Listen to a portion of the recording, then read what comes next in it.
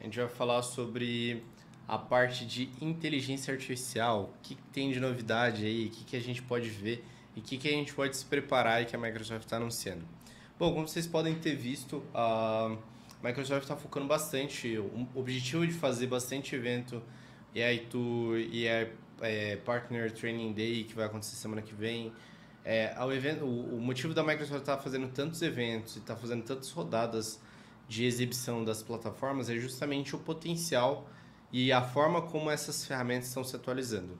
Então, um dos anúncios que teve essa semana, há 3 dias atrás, no dia 27 de setembro, foi o anúncio do Fine Tuning, uma customização, uma forma de você customizar dentro do painel do Azure AI e novos modelos que estão disponíveis também. Então, o que acontece?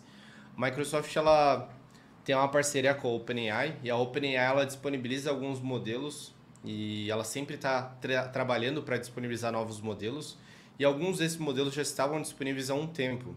Só que o que acontece? Como a OpenAI também é uma empresa e também vende seus serviços de inteligência artificial e também vende os seus modelos de forma particular, uma vez que eles disponibilizam um novo modelo, nem sempre está disponível ao mesmo tempo na Microsoft.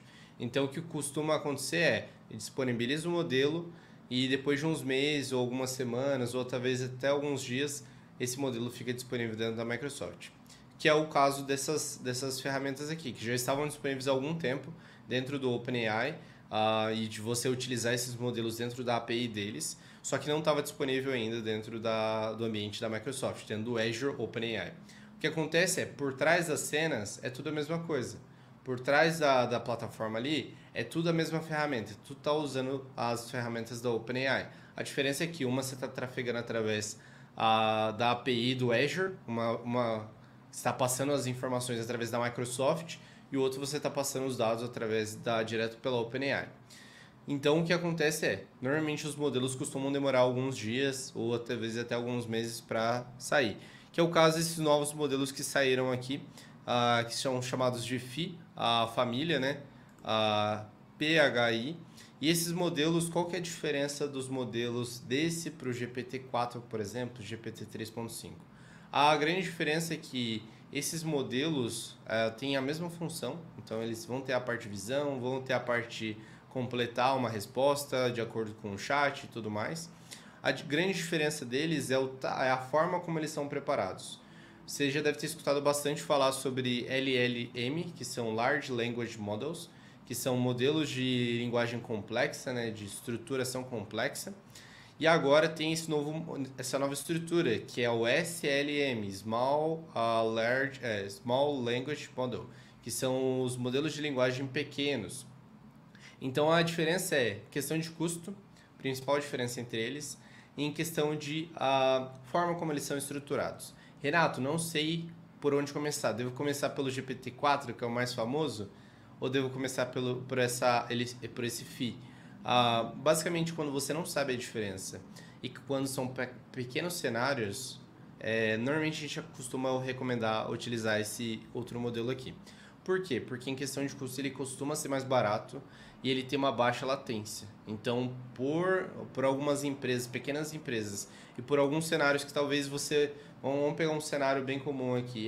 Preciso só perguntar algumas informações simples da minha empresa. Tem um arquivo ali, 2 arquivos PDF, não tenho tantas informações na base de dados e não preciso ficar treinando. Então, é uma estrutura bem simples. Aí o que acontece ao invés de você ter uma estrutura bizarra por trás, uma arquitetura complexa e que vai ter um custo grande para você, você pode começar através desses modelos.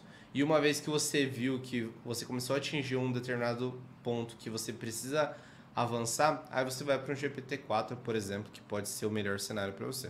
Então, se você ver essa página aqui, é da Microsoft mesmo, foi o anúncio que eles fizeram essa semana, no final da semana passada para essa semana, e você pode ler, pode ver a diferença deles, limitação, o que acontece e tudo mais. Mas a Microsoft recomenda bastante para você fazer alguns cenários que são de baixo custo.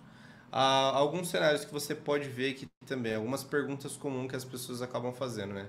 Quais são as diferenças dos modelos? Porque é o chamado FI família, família do FI, que tem vários tipos. Tem fio 1, fio 1.5, 2, 3, vai depender da forma como você está trabalhando. Então, quero codificar com Python, o 1. Raciocínio e compreensão, 1.5. Compreensão de linguagem, 2. Tarefas de compreensão de linguagem e raciocínio, 3. Então, vão ter diferentes tipos, diferentes modelos, assim como a gente também tem no GPT-4, o GPT-4o Mini. Qual que é a última data de atualização? Mesma informação que a gente tem no GPT-4, outubro de 2023. Então, é a última data de corte. Posso utilizar essas informações para produção? Também pode. Porque qualquer modelo que a Microsoft utilize, ela disponibiliza, ela não vai disponibilizar alguma coisa que está falhando, que está dando problema. Então, fique tranquilo, pode utilizar esse modelo também. E como que você pode encontrar? Você tem o botão aqui de experimentar gratuitamente esse modelo, que é um dos benefícios, né? Que dentro dos modelos eles estão disponíveis gratuitamente na implantação em tempo real por meio do catálogo de modelos do IA do Azure. E você pode usar ele como pagamento por consumo, né? Dentro de uma API. Se você faz ele através de uma API, você paga ele por consumo. Então ele tem um grande benefício em comparação com as outras. Você clicou lá, ele já abre ao Azure, né? Então dentro do Azure você consegue utilizar esse serviço.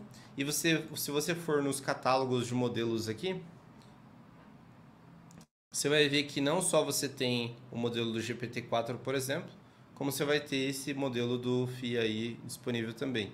Então você vai ver que todos os modelos que tem disponíveis aqui, geração de imagem, GPT-4, Whisper, que é para transcrição de áudio e vídeo também, então geração de transcrição de vídeos de YouTube, por exemplo.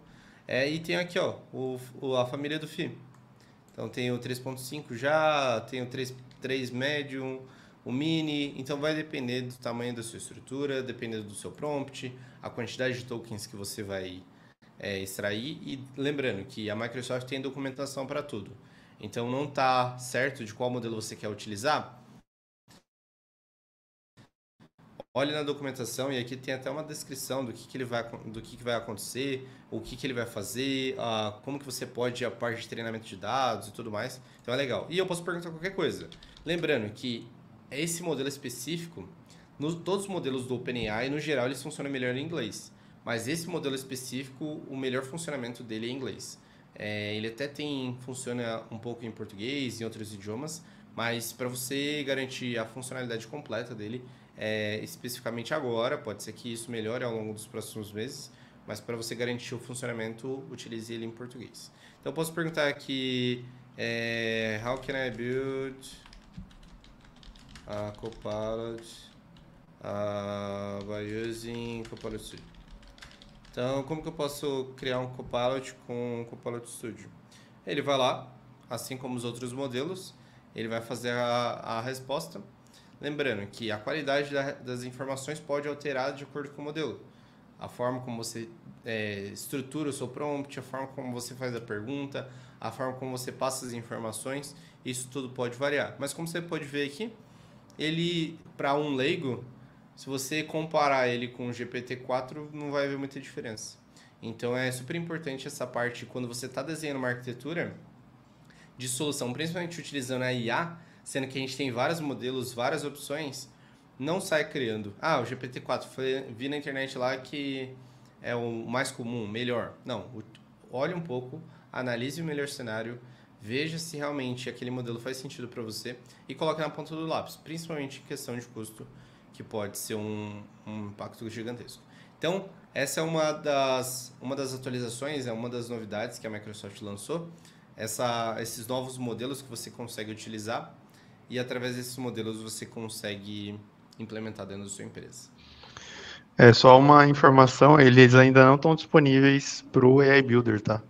Então lembrando que isso que o Renato está mostrando é do lado do Azure. Então lá no Azure, que é a parte mais de infraestrutura, então para aqueles que não estão acostumados, o pessoal que é low code, na hora que a gente está falando desses modelos de AI, eles estão tudo lá dentro do Azure.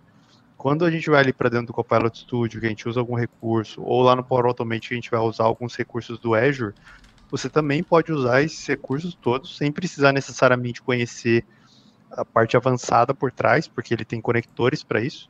Então você consegue usar os modelos, você consegue fazer chamadas e tudo mais, não é um bicho de sete cabeças, vocês conseguiriam fazer isso aí. Mas esses modelos, quando vão para o AI Builder, eles já vão meio que numa máscara. E aí eles ainda não estão disponíveis. Então no AI Builder ainda é o GPT 3.5 e o 4o. Então ele não tem ainda os modelos Phi disponíveis aí, mas vale a pena conhecer esses modelos até para vocês irem entendendo as diferenças. É uma coisa que a gente conversou um pouquinho na semana passada, eu e o Renato, foi da gente trazer um pouco mais de informação para vocês, de conteúdo para a gente estudar junto, a questão desses modelos de linguagem, os Large Language Models, e aí nesse caso também os Small Language Models, então são os LLMs e os SLMs, para a gente poder entender um pouco mais do por que eu uso um, por que eu uso outro, o que um é melhor, o que o outro é melhor. Eles têm características diferentes, e é bom saber que agora tem mais recursos, porque dependendo do que você precisar fazer, um modelo como esse talvez já vai ser o suficiente, ele vai ter o melhor custo-benefício e vai te entregar tão bem quanto os outros modelos tradicionais. Então, acho que vale a pena vocês se atentarem para isso também. Uhum. Legal. E um comentário também é que por padrão, assim como o Douglas comentou, no AI Builder você vai ter o 3.5 e o 4, e dentro do Copilot Studio, por padrão, ele sempre utiliza o 4. O que acontece é que se você quiser conectar o Copilot Studio dentro do OpenAI, você vai ter a opção de escolher o modelo. Então, uma vez que você escolheu o modelo, você pode alterar para um modelo mais simples. Então, caso você queira fazer uma integração mais avançada utilizando os serviços do Azure, esse é um caminho que você teria como opção também.